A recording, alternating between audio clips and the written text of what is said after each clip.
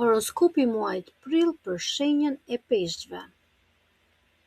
Ky muaj fillon për ty me një fokus shumë të fortë tek paratë dhe vlera jote personale.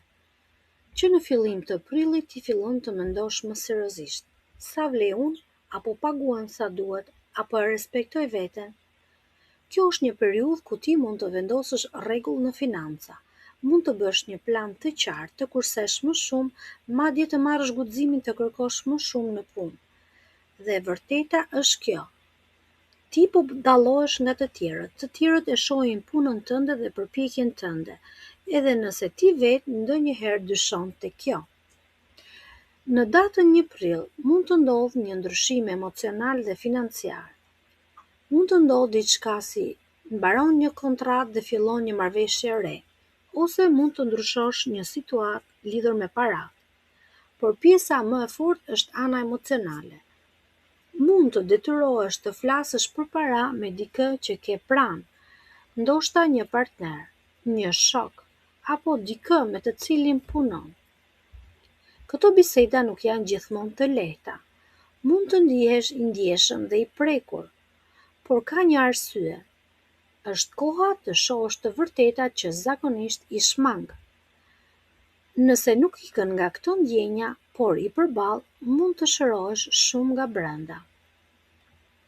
Pas 9 prillit, kujdes me shpenzimet. Kur energjia bëhet më e fortë pas datës 9, mund të dalin më shumë nevojë për të bërë shpenzime. Faturat mund të shtohen, ose mund të tundohesh të blesh disa gjëra, ndoshta dhe pa u menduar shumë. Këtu duhet pa kujdes, sepse nuk është një kohë për impuls, por kohë për kontroll. Nga ana tjetër, kjo energji të jep dhe diçka shumë të mirë, guximin për të folur dhe për të kërkuar atë që meriton. Në punë, ndoshta mund të shfaqet pak tension. Mund të jetë një debat, ndonjë keqkuptim, apo dikush që të provokon. Kjo është një provë për ty, të mëson të vendosësh kufit. Rreth datës 12 prill, mos u krahaso me të tjerët. Kjo është një ditë ku ti mund të ndihesh pak i pasigurt në vetvete. Dhe ndoshta i thua vetes, ai ose ajo është më i mirë se unë. Ndoshta unë nuk jam mjaftueshëm. Këto mendime janë si një kurth për ty, mos u krahaso, sepse nuk të çojnë askund. Në vend të kësaj përdore këtë energji për diçka krijuese. Një ide, një projekt, diçka që del nga zemra jote. Aty ti je më i fortë. Pas 14 prillit, lajme dhe vendime për punën.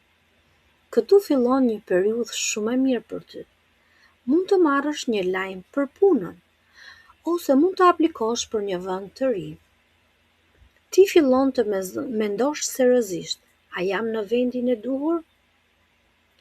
Bëj vetes këtë pyetje të sinqertë. A më bën kjo punë të ndihem mirë, apo po e bëj thjesht nga halli? Gjithashtu, fillon një fillim i ri lidhur me anën financiare. Ti do të vendosësh një qëllim të ri financiar. Do të blesh diçka që ta bën jetën më të lehtë, ose do të marrësh një kompliment që do të rrisë vetbesimin. Rreth 19 prillit, pritet përballje dhe mendime të forta. Kjo është një pikë pak e vështirë. Mund të përballesh me një shef ose me një koleg. Mund të ketë nerva dhe tension. Disa mund të mendojnë të largohen dhe nga puna. Të tjerë ndoshta dëshirojnë të mbyllin një marrëveshje. Por kjo është këshilla jon për ju.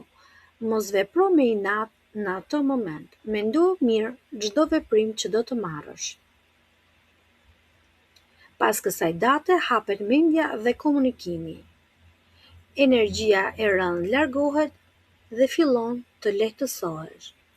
Ti do të ndjesh një dëshirë për të folur më shumë, për të mësuar diçka të re, për të dalë, për të takuar njerëzit.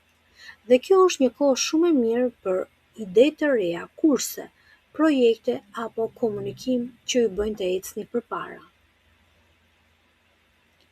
Rreth fundit të muajit, rreth datës 23 prill, ndoshta do të kesh surpriza dhe ndryshime në familje. Mund të ndodhë një takim i çuditshëm, një lajm që nuk e prisje, një ide që të ndryshon mendjen. Mos ki frikë nga ndryshimi. Aty fshihet mundësia. Pas 25 prillit fillon një periudhë shumë e rëndësishme për jetën tënde personale.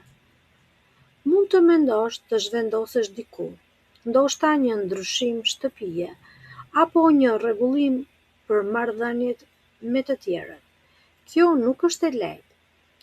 Mund të shfaqet ndonjë pasigurim, por ka diçka të thellë këtu. Ti do të bëhesh më i vërtetë me veten nëse le pas të kaluarën. Mesazhi i muajit për ty. Mos e nënvlerëso veten, mos shpenzo pa u menduar dhe mos u krahaso me të tjerët.